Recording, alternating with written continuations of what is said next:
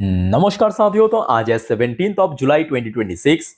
दोस्तों देखिए, अभी जियोपॉलिटिकल टेंशन भी है या आज सुबह आप देखिए एशियन मार्केट में, Japanese market, Chinese market, South Korean market, Taiwanese market में गिरावट हुआ। उसके बावजूद भी आप देखिए आज इंडियन मार्केट इतना बढ़िया बुलिश मोड में था। मतलब शुरू से लेके क्लोजिंग तक निफ्टी की ना केवल बुलिश था बल्कि दो क्रूशियल रेजिस्टेंस लेवल, एक आपके 24,150, दूसरे 24,250, उसको ब्रेक करके ऊपर भी पहुंचा। और दोस्तों यकीन कीजिए, भले ही आज आपकी पोर्टफोलियो रिकवर ना किया, बट बाजार आगे रिकवर कर सकते हैं। ठीक है, ऐसा मैं क्यों कह रहा हूं, इसके पीछे भी एक बहुत बड़ी फैक्ट छुपा है, आगे हम चर्चा करेंगे उस बारे में। ठीक है, चलो शुरुआत करते हैं। रिक्वेस्ट करूंगा आप सभी को, प्लीज वीडियो को बिना स्किप के पूरा अंत तक जरूर देखना। अच्छा, सबसे पहले चलिए चेकआउट करते हैं कि आज हमारे मार्केट एनालिस्ट दोस्त ने क्या कहा। देखिए, सबसे पहले मनी कंट्रोल की तरफ से यहाँ पे एक एनालिस्ट ने कवर किया इस टॉपिक को, technical view. Nifty 50 needs follow up buying to surpass 200 DEMA। मतलब इनके हिसाब से अभी निफ्टी 50 को 200 दिन की जो एक्सपोनेंशियल मूविंग एवरेज, उसको क्रॉस करना चाहिए फर्दर अपसाइड, मतलब अगर और ऊपर पहुंचना है तो। और बैंक निफ्टी के लिए टारगेट रखा है 58,700, जहां पे लास्ट वीक में अटक गया था।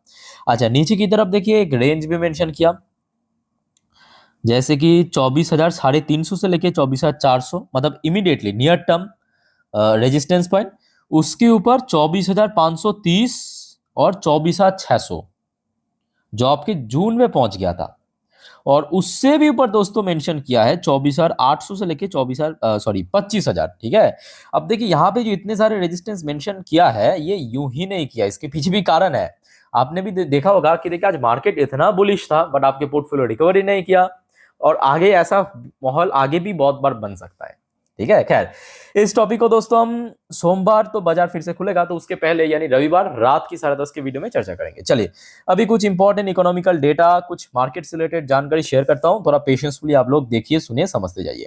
अच्छा, सबसे पहले दोस्तों बात करेंगे आज भारत की एक बहुत इंपॉर्टेंट इकोनॉमिकल डेटा, यानी विदेशी मुद्रा भंडार या फॉरेक्स रिजर्व की डेटा आउट हुआ, जो back to back last week पे भी हमने देखा था भारत की फॉरेक्स रिजर्व गेन हुआ था, और इस बार भी लगभग 964 million dollar, not billion, 964 million dollar बढ़ के टोटल भारत के पास फॉरेक्स रिजर्व हो चुका है 675.16 बिलियन डॉलर। चलो बढ़िया, 2 हफ्तों से लगातार इंक्रीज हो रहा है।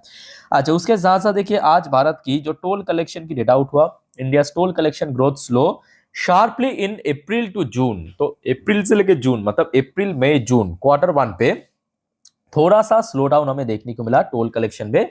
टोटल 21,547 करोड़ की रेवेन्यू यहाँ के जनरेट हुआ। अच्छा, उसके बाद देखिए भारत की सेंट्रल बैंक यानी आरबीआई की गवर्नर साहब संजय मल्होत्रा जी की तरफ से भी कुछ स्टेटमेंट आया।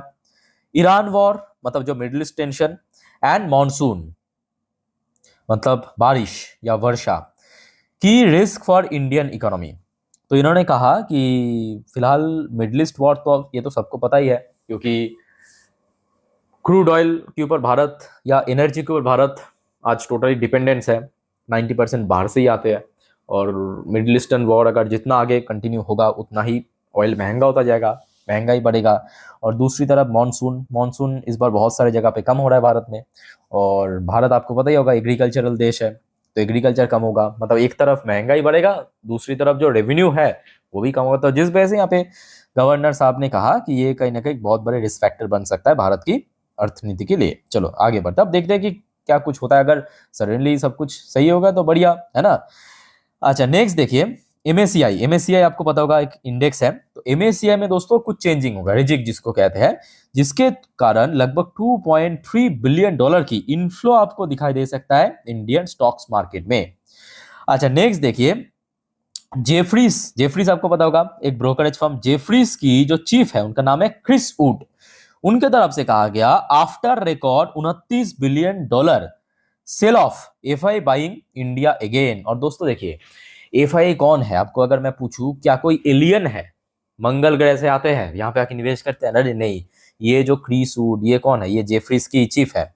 ये देखिए, अगर मैं आपको बता देता हूँ, ये देखिए, ये देखिए जेफरीज, ये देखिए जेफरीज की जो ग्लोबल हेड या चीफ है। ठीक है, या कोई भी आप ब्रोकरेज उठाइए, जेपी मॉर्गन को उठाइए, मॉर्गन स्टैनली को उठाइए, यही सब आपके एफआईएस है।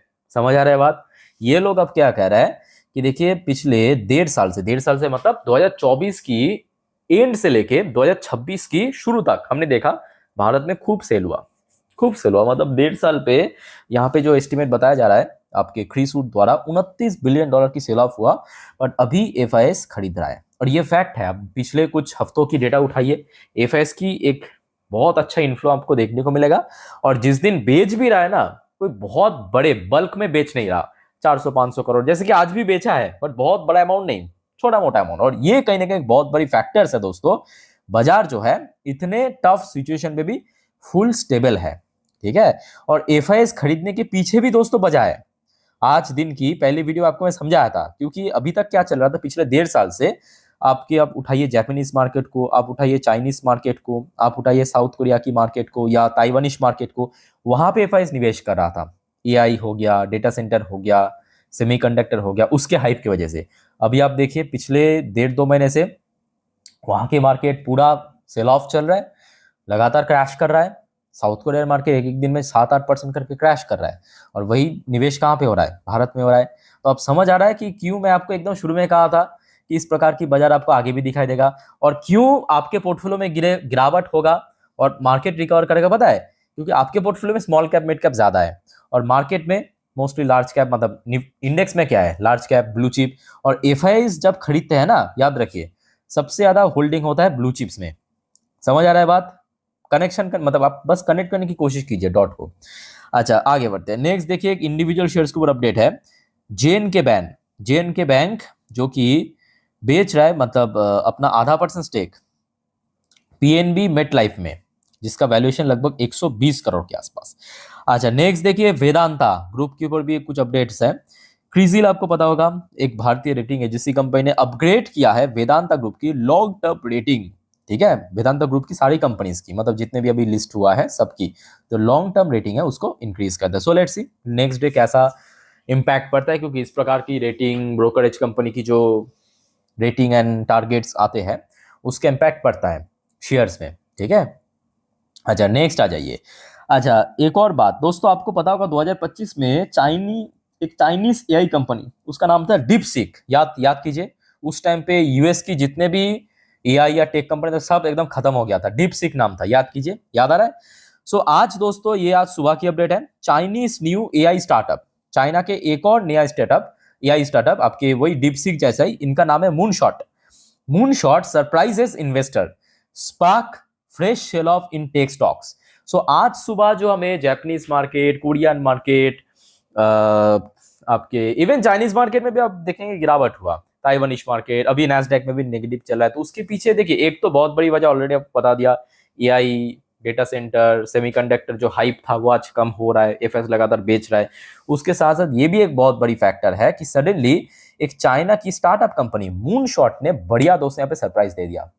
मतलब एक बढ़िया कह सकते हो कि कुछ फीचर एआई के ऊपर, जैसे कि लास्ट ईयर डीपसीक ने दिया था, याद है? उस टाइम पे हमने देखा था बाकी जितने भी एआई कंपनी था, टेक कंपनी, सब में सेल ऑफ हुआ था। सेम चीज यहाँ पे भी देखने को मिला। अच्छा दोस्तों आगे बढ़ते हैं। अच्छा वैसे दोस्तों आज 17 तारीख बहुत सारे कंपनी की रिजल्ट आउट हुआ है, रिलायंस वगैरह सब ऑलरेडी आपको मैं जानकारी दे चुका हूँ। आई होप कि आप लोगों ने देख लिया। और याद रखना दोस्तों, कल सैटरडे बाजार क्लोज है, बट कल बाजार के लिए बहुत वाइटल है। ऐसा मैं क्यों कह रहा हूँ? क्योंकि कल मार्केट की कुछ वैल्यूएबल कंपनी की, बैंक्स की रिजल्ट आउट होगा।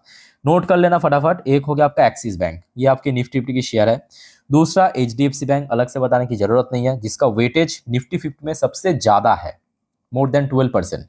दूसरा आईसीआईसीआई बैंक, इसका वेटेज निफ्टी 50 में दूसरे सबसे ज्यादा है, और आज रिलायंस की रिजल्ट आउट हुआ।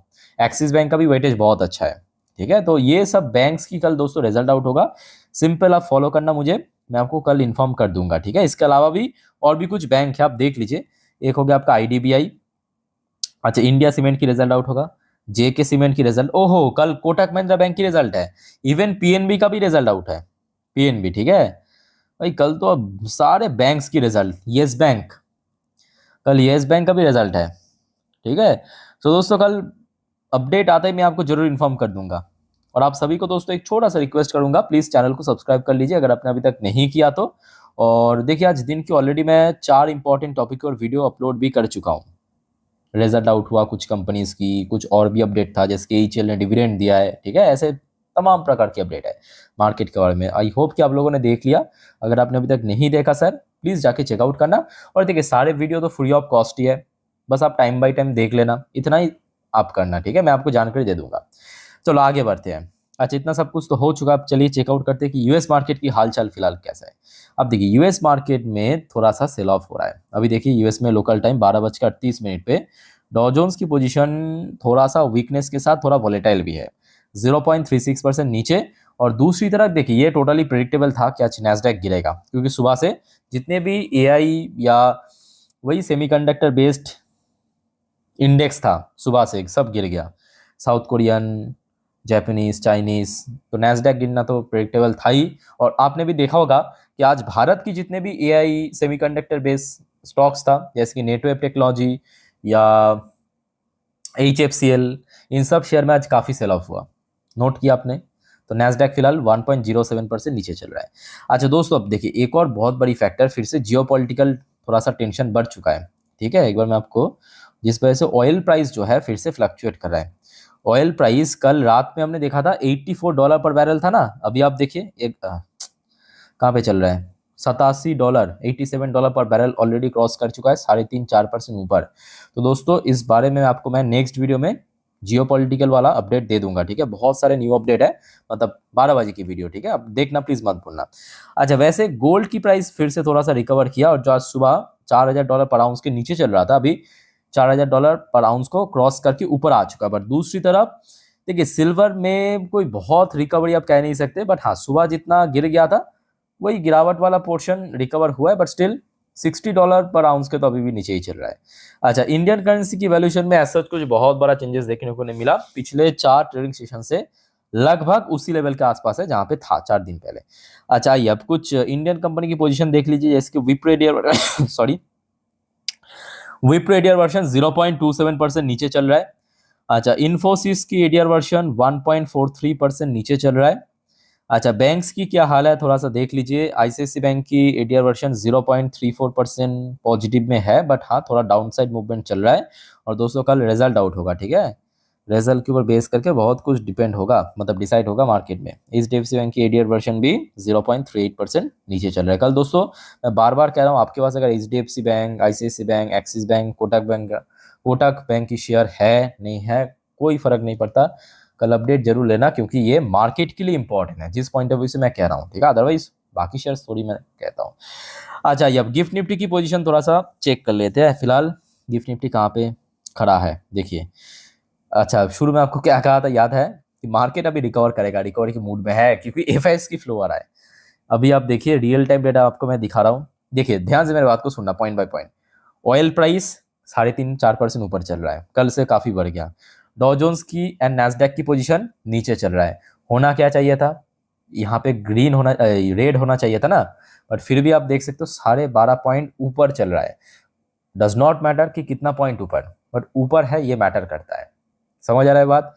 तो जियोपॉलिटिकल टेंशन होने के बावजूद भी गिफ्ट निफ्टी भाई साहब अभी पॉजिटिव में चल रहा है। बट हाँ ये भी फैक्ट है कि देखिए इसका कोई इंपॉर्टेंस नहीं है अभी, क्योंकि कल परसों बाजार बंद है, सैटरडे संडे, मंडे बाजार ओपन होगा, तो तब तक देखा जाएगा कि क्या सिचुएशन बनता है। उसके ऊपर बेस करके जरूर मैं आपको रविवार रात की 10:30 की वीडियो में इन्फॉर्म कर दूंगा, ठीक है। अच्छा, वैसे दोस्तों जो आपको मैं बीच में कह रहा था कि देखिए एफआईएस की अभी सेल ऑफ बहुत कम हो चुका है। समझ आ रहा है बात। एफआईएस जो है अभी भारत की बाजार में खरीद रहा है, ये सबसे बड़ी मैं कहूँगा की फैक्टर है। और एफआईएस जब खरीदेगा इंडियन मार्केट में, जैसे कि आज मतलब जुलाई पे अगर आप देखेंगे जितने भी ट्रेडिंग सेशन खत्म हुआ है उसका एवरेज एफआईएस अभी भी इन्फ्लो में ही है, ठीक है। और एफआईएस की इन्फ्लो जब तक रहेगा मार्केट में दोस्तों बहुत ज़्यादा गिरावट के चांस कम है।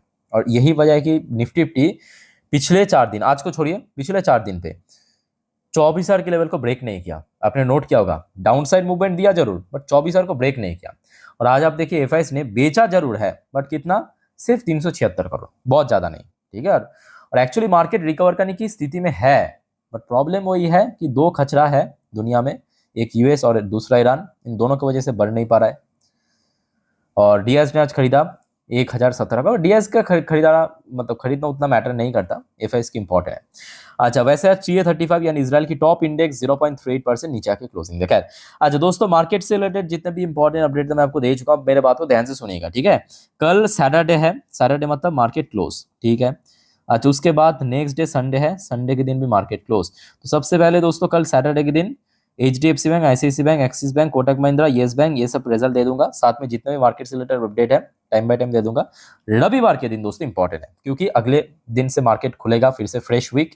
सो अगले हफ्ते कौन कौन सी कंपनी की रिजल्ट आउट होगा, कौन कौन सी इवेंट्स है, कौन कौन सी इकोनॉमिकल डेटा आउट होगा, कौन कौन सी स्टॉक्स इंपॉर्टेंट है, शेयर मार्केट की अपडेट, जियोपॉलिटिकल अपडेट, तो ये सारे अपडेट दोस्तों मैं आपको दे दूंगा रविवार को बाजार ओपन होने से पहले। कृपया करके आप लोग देख लेना। और दोस्तों अगेन रिक्वेस्ट करूंगा, चैनल को सब्सक्राइब कर लीजिए, सारे वीडियो फ्री ऑफ कॉस्ट में मिल जाते हैं, बस आप देख लेना जरूर वीडियो, इतना ही मैं आपको रिक्वेस्ट करूंगा, ठीक है। बाकी मिलते हैं नेक्स्ट वीडियो में, टेक केयर, बाय बाय, जय हिंद।